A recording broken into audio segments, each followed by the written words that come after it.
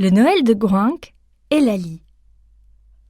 Le traîneau du Père Noël prend son envol. Gouinck, la peluche, et Laly, la poupée, sursautent quand le Père Noël crie « Attention, tempête en vue, accrochez-vous !» Gouinck et Laly agrippent le rebord de la hotte. Hélas, une forte bourrasque fait pencher le traîneau. Les deux jouets affolés sont projetés dans les airs. Le Père Noël, lui, poursuit sa route dans la tourmente de l'hiver. Gouinck et Laly auraient dû s'accrocher plus fort. Les voilà qui tombent. « Aïe !» crie Laly en atterrissant dans la neige. « Nom d'un saucisson ! Ce que c'est froid !» ronchonne Gouinck. Il regarde la forêt, à peine éclairée par un rayon de lune. La poupée murmure « Noël se fera sans nous cette année. »« Pas question !» réplique Gouinck. « Commençons par sortir de ce bois. » Le cochon et la poupée avancent quand soudain deux yeux luisants leur font face. « Oh non, le loup !»« Miam !» gronde l'animal.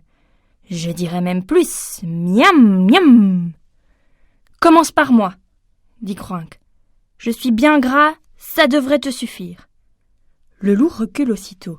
« Pouh ! Tu sens le bonbon sucré, quelle horreur !» Puis, il s'adresse à la poupée. « Quant à toi, tu es trop petite, je mérite mieux pour le réveillon. » Et il s'éloigne dans la nuit. Ouf ! Gouinck et Laly sont soulagés. Le loup ne les a pas croqués. Un cochon en peluche et une poupée, pouh, ce n'est pas assez bon pour son souper. « Nom d'un jambon, on l'a échappé belle !» souffle Gouinck. Laly lui plante un bisou sur l'oreille. « Dire que tu étais prêt à te sacrifier pour moi ? Et rassure-toi, tu sens la fraise, tu sens très bon !» Ils reprennent leur route et, heureusement, ne croisent nul autre loup affamé. Ils quittent la forêt et aperçoivent un chalet. La poupée s'écrie « Regarde, c'est la maison du Père Noël ! Vite, allons-y !» Gouinck sourit. « Bart, le vieux renne, pourra sûrement nous emmener. Avec lui, on rattrapera le Père Noël. » La poupée s'installe à califourchon sur le dos du cochon. Gouinck se lance au grand galop dans la nuit. Les voilà partis. Il s'arrête devant l'écurie, à côté du chalet du Père Noël. Bart, le vieux renne, dort profondément. Pas moyen de le réveiller. « J'ai une idée !» lance Laly. Elle appuie sur un bouton placé au creux de son cou. De sa bouche sort aussitôt un joli chant de Noël. « Mon beau sapin !» Bart se relève. « Noël ? Vite ! Le traîneau ? La hotte ?» Puis il soupire. « Je suis trop vieux pour m'occuper de la tournée. »« Mais pas trop vieux pour nous mener jusqu'au Père Noël !» affirme Gouinck. Grâce à une chanson chantée par Laly, Bart a les yeux bien ouverts maintenant. La poupée et le cochon grimpent sur son dos. « Vite, il faut rejoindre le Père Noël !» Gouinck s'exclame. « Nom d'une andouillette !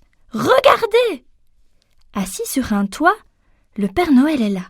Son bonnet entre les mains, il pense tristement aux deux jouets perdus dans la tempête. Mais à la vue du renne, il s'écrie « Bart, bravo !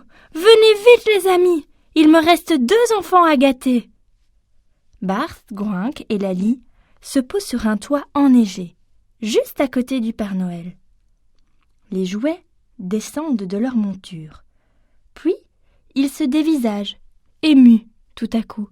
« Nous formions une belle équipe, mais il est temps de nous séparer, » chuchote la poupée. « Quel dommage !» regrette le cochon. « Vous séparer ?» répète le Père Noël. « Jamais de la vie! Vous êtes destinés aux 2 petites filles qui habitent ici, dans cette maison. » Vite! Gouinck et Laly se faufilent dans la cheminée. Demain matin, ils feront le bonheur des 2 enfants qui vivent sous ce toit. Quand le traîneau reprend son envol, quelques secondes plus tard, c'est Bart, le vieux renne, qui conduit fièrement l'attelage du Père Noël.